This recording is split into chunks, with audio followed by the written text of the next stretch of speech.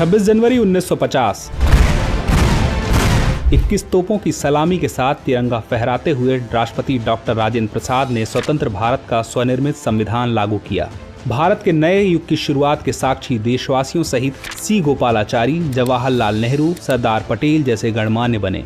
मात्र 3 साल पहले आजादी की सुबह देखने वाले देश ने अपना संविधान बनाकर विश्व को अपनी संप्रभुता का परिचय दिया। हालांकि यह डगर इतनी आसान नहीं थी। इतिहास के पन्नों को टटोले तो मालूम होता है स्वराज के साथ ही अपने संविधान और हक और हकूक की यह लड़ाई बेहद चुनौती भरी थी। दरअसल अंग्रेजों की गुलामी से त्रस्त देशवासियों को प्रथम विश्व युद्ध के दौरान एक सुनहरा अवसर हाथ लगा, जब ब्रिटेन की ओर से मदद की गुहार लगाई गई। भारतीयों ने सहर्ष प्रस्ताव स्वीकार किया और वर्ल्ड वॉर में ब्रिटेन के साथ खड़े नजर आए, इस उद्देश्य के साथ कि उन्हें आगे चलकर अंग्रेजों की हुकूमत से आजादी मिल जाएगी। लेकिन एक बार फिर अंग्रेज अपने शब्दों से पलटते नजर आए और आजादी के बदले लेकर आए भारत सरकार अधिनियम 1919।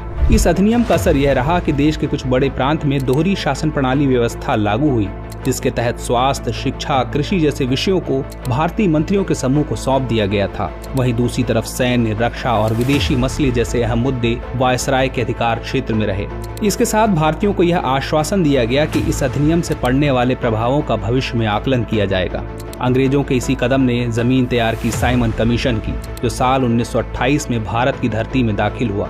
साइमन कमीशन ने बड़े ही नाटकीय अंदाज में संवैधानिक सुधारों की समीक्षा कर अपनी रिपोर्ट तैयार की। लेकिन अब समय बदल गया था। अब देशवासी अंग्रेजों के बहकावे में नहीं आने वाले थे, क्योंकि स्वराज के साथ साथ अपने संविधान की मांग भी धीरे धीरे देशवासियों के जहन में परवान चढ़ने लगी थी। साइमन कमीशन की रिपोर्ट के बाद देश भर में जमकर आंदोलन हुए, जिसे शांत करने के लिए ब्रिटिश सरकार ने राउंड टेबल कॉन्फ्रेंस का आयोजन किया। हालांकि देश के सभी वर्ग के नेता इसमें शामिल नहीं हुए, इसलिए यह एक असफल प्रयास सिद्ध हुआ। लेकिन जहां एक तरफ ब्रिटिश हुकूमत भारतीयों के इरादों को एक बार फिर भुनाने की जद्दोजहद में लगी थी, तो वहीं दूसरी तरफ देश के वीर सपूतों ने अपने संविधान का खाका तैयार भी कर लिया था।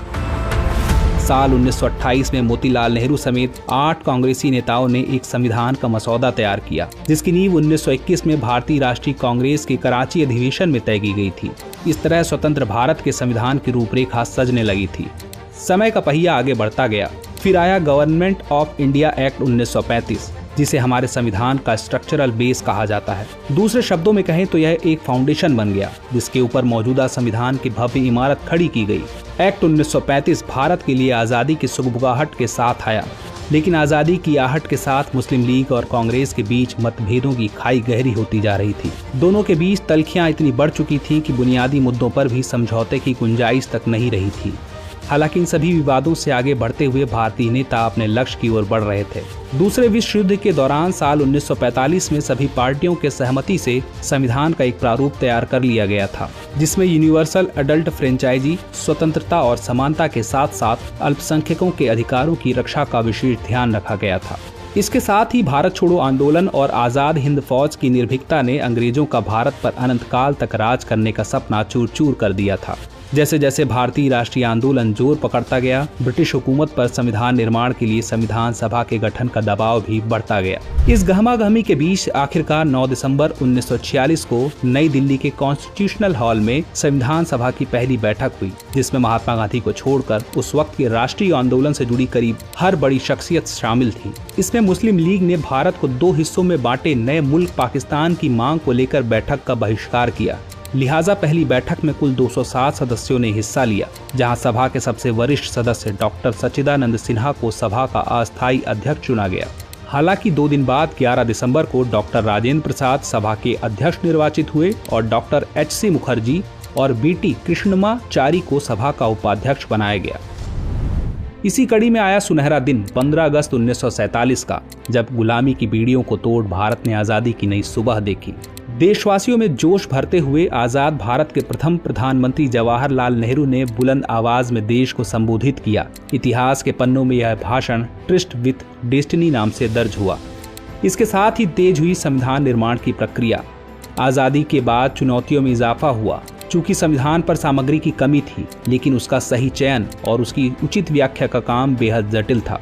BN राव द्वारा तैयार किए गए संविधान के प्रारूप पर विचार विमर्श करने के लिए संविधान सभा ने 29 अगस्त 1947 को एक संकल्प पारित करके प्रारूप समिति का गठन किया।